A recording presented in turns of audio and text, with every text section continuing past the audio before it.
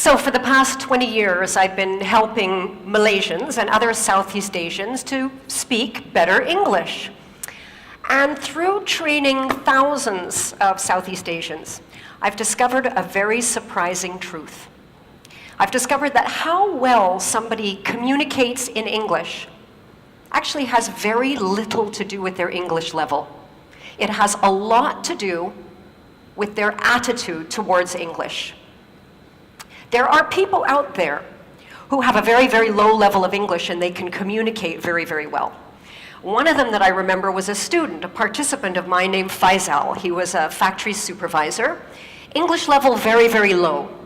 But this guy could just sit and listen to anybody very calmly, clearly, and then he could respond, absolutely express his thoughts beautifully at a very low level of English.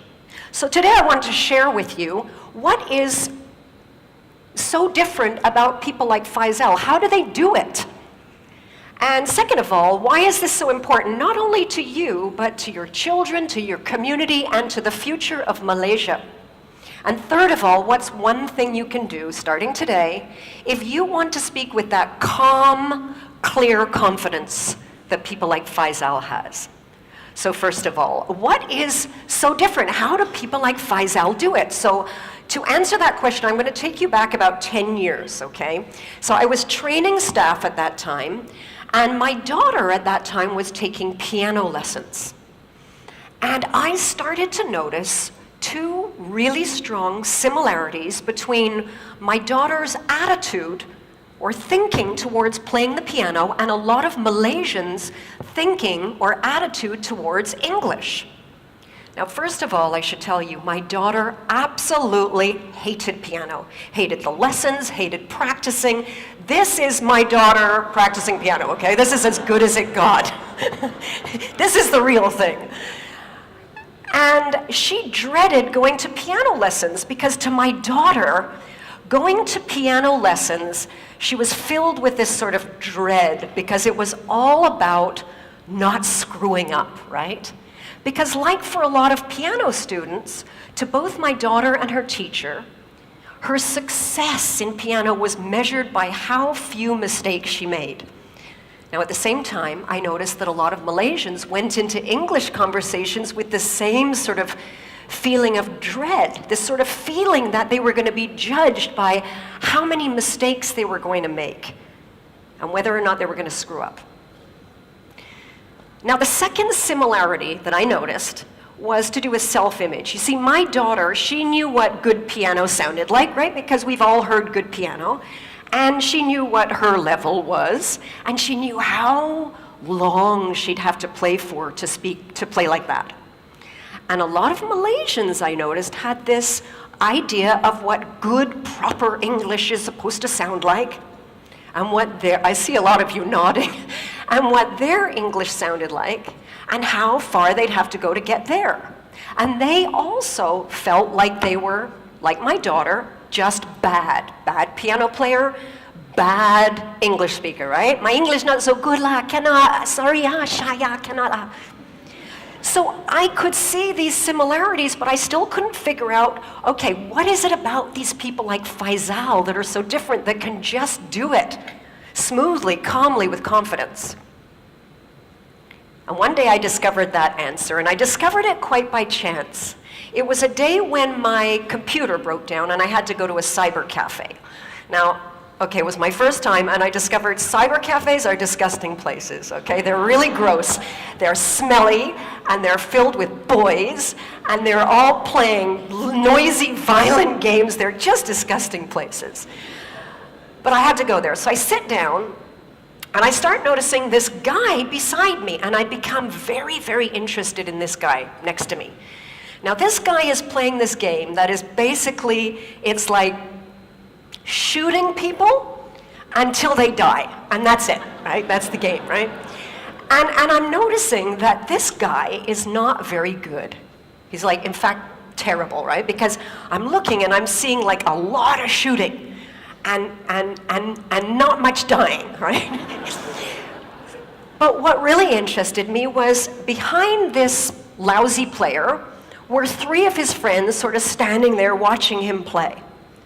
And what I really noticed was, even though this guy was terrible, even though his friends were watching him, there was no embarrassment. There was no feeling of being judged. There was no shyness. In fact, quite the opposite. This guy's like totally focused on the bad guy, smile on his face. All he can think about is killing these guys, right?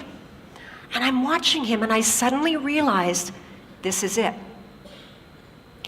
This is the same attitude that people like Faisal have when they speak English. Just like this guy, when Faisal goes into an English conversation, he doesn't feel judged. He's entirely focused on the person that he's speaking to and the result he wants to get. He's got no self-awareness, no thoughts about his own mistakes. Now, I want to share with you a real, true example to paint a picture of somebody who speaks English like they're playing piano and someone who speaks English like they're playing a computer game. And this is a true story. Happened to me. A while ago, I was in a pharmacy. I had to buy Omega. My doctor said I should get Omega. And I go to the shelf, there's tons of Omega. There's Omega that's high in DHA, Omega that's high in EPA, and I don't know which one to buy. Now, the sales rep happened to be there, and I saw she was like this well-dressed professional woman. I walk over to her, and I see this look as she sees me, this sort of, it's a look I recognize very well. Her eyes go all wide. It's sort of that panic, oh my God, I gotta speak to a native speaker, and she's gonna judge me and notice my mistakes. I go up to her and I explain my situation, which Omega do I get? And she starts explaining to me everything about DHA and EPA you could possibly imagine. She speaks very quickly, goes all around in circles, and when she finishes, no idea what to buy, right? So I turn to the girl behind the counter. Now, the girl behind the counter, I heard her before, her English level is very low. But when I walk over to her, this girl, there's no fear. In fact, she's just looking at me. You know that look? Like, yeah, okay, so how? Right. Yeah, I've been in Malaysia a long time. So I go up to her and I explain the problem, EPA, DHA. She looks at me, she says, okay, EPA for heart, DHA for brain. Your heart okay or not? So I said, I said my heart is really, I think it's pretty good. She says, your brain okay or not? I said, yeah, no. No, my brain is not as good as it used to be. She looked, she said, okay la, you take Omega DHA, can? Problem solved, right? So we've got 2 different kinds of communicators. We've got the one who's got a high level, but totally focused on herself and getting it right, and therefore very ineffective. We've got another one, low level, totally focused on the person she's talking to and getting a result. Effective. And therein lies the difference. Now, why is this distinction so important, not just to you, to your children, but to the future of Malaysia and countries like Malaysia? And to answer that, let's take a look at who actually is speaking English in the world today, okay? So if we looked at all of the English conversations in the whole world taking place right now on planet Earth, we would see that for every native speaker, like me, there are 5 non-native speakers.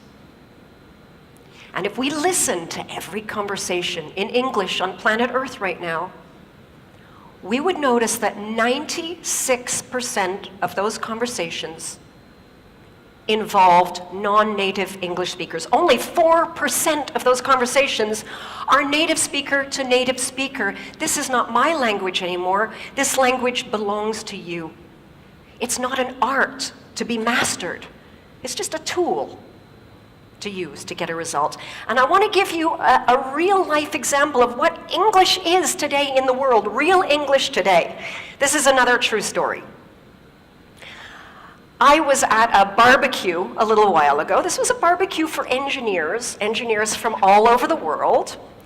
And they were making hot dogs. Now, some of the hot dogs were regular hot dogs, and some were these cheese hot dogs, you know, with the cheese in the middle.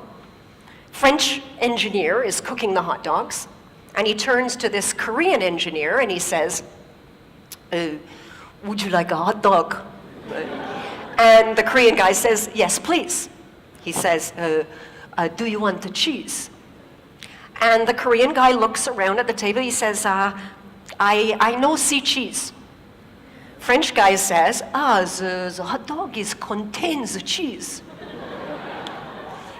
Korean guy doesn't understand him, right? So the French engineer tries again. The hot dog is making from with the cheese. Korean guy still doesn't understand. He tries again. He says, the hot dog is coming from. No, the cheese is coming from the hot dog. Korean guy cannot understand. Now this Japanese engineer who's been listening to this conversation turns to the Korean engineer and he says, cheese integrator. He understands, okay? Everybody understands. So this is what English is today. It's just a tool to play around with to get a result, like a computer game. Now the challenge is that we know in schools all around the world, right? English is not really being taught like it's a tool to play with. It's still being taught like it's an art to master. And students are judged more on correctness than on clarity. Some of you might remember the old comprehension exam in school. Does anybody remember in school when you would get a question about a text that you read? You'd have to read through some text, right? And then answer a question to show that you understood the text. And this may have happened to you, that you showed that you understood the text, but you got a big X because you made a little grammar mistake. Like this student. Now this student clearly understood paragraph 4, but no, not correct, because he left the letter N off the word environment. But in the real world, what would matter? In the real world, what would matter is, did you understand the email or did you understand your customer so that you can go ahead and take action? Now the problem that I see here over and over is that people take the attitude they developed about English in school and they bring it into their adult life and into their work. And if you're in a stressful situation and you're having a conversation and you're trying to give a result to someone and say it correctly, your brain multitasks. It cannot do two things at once. And what I see is the brain just shutting down. And you may recognize these 3 symptoms of the brain shutting down. The first one is that your listening goes. Someone's talking to you and you're so busy thinking about how you're going to respond and express yourself correctly, you don't actually hear what the other person said. And I can see a lot of nodding in the audience. The second thing to go is your speaking. Your mind sort of shuts down and that vocabulary you do know just disappears and the words don't come out. The third thing to go is your confidence. And the worst thing about this is you may only be confident because you cannot express yourself clearly, but to the person talking to you, they may misunderstand this as a lack of confidence in your ability to do the job, to perform.